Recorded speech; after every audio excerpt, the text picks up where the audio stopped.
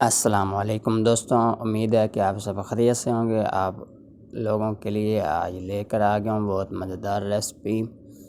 काला रो शोरबा किस तरह बनता है, फ़िश शोरबा बनाने का तरीका आप लोगों के लिए लेकर आ गया हूँ।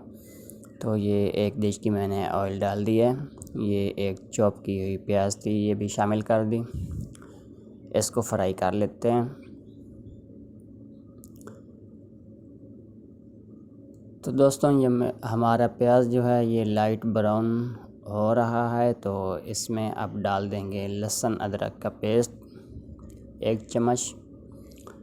इसको मिक्स कर लेते हैं अच्छे से। कच्चापन लहसुन का दूर हो चुका है। अब इसमें एक कटी हुई टमाटर मेरे पास ये फ्रीज़ हुई है, तो जब सस्ता टमाटर आपको मिले तो उसको ग्राइंड करके आप फ्रीज़ कर दें। तो थोड़ा सा मैंने पानी डाल दिया है। इस बर्फ़ वाले मिक्सचर को मेल्ट होने के बाद आपको दिखाता हूँ मैं। ये टमाटर जो हैं ये मिक्स हो चुके हैं अच्छे से। अब कुछ मिर्ची वगैरह इसमें डाल देते हैं। तो ये मेरे पास ज़ीरा पाउडर, धनिया पाउडर, कलवंजी और नमक, मिर्ची, हल्दी और अजवाइन का पाउडर था, ये डाल दिया।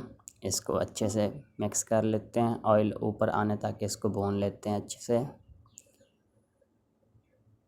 तो ये देख सकते हैं कितने मज़ेदार हमारा मसाला जो है वो तैयार हो चुका है। अब जो मेरे पास फ़िश कटी हुई थी ये शामिल कर देते हैं इसमें, कोई मसला नहीं है।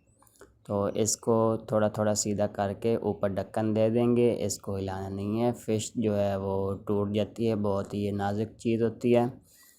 तो आप लोगों ने ये वीडियो तवज्जो से देखनी है और आगे शेयर ज़रूर करनी है, और इस वीडियो को देखकर आप लोगों ने ये रेसिपी भी ट्राई ज़रूर करना है।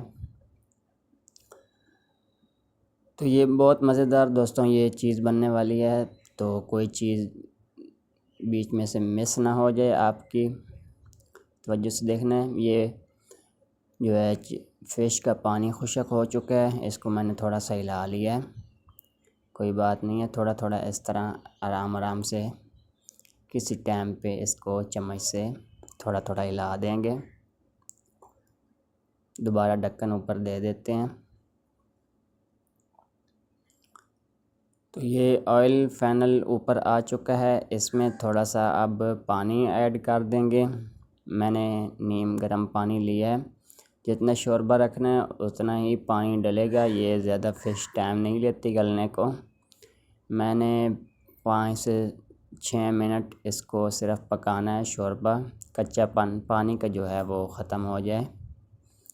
तो फ़िश को ज़्यादा पकाते नहीं हैं, क्योंकि ये पहले ही बहुत नरम चीज़ होती है।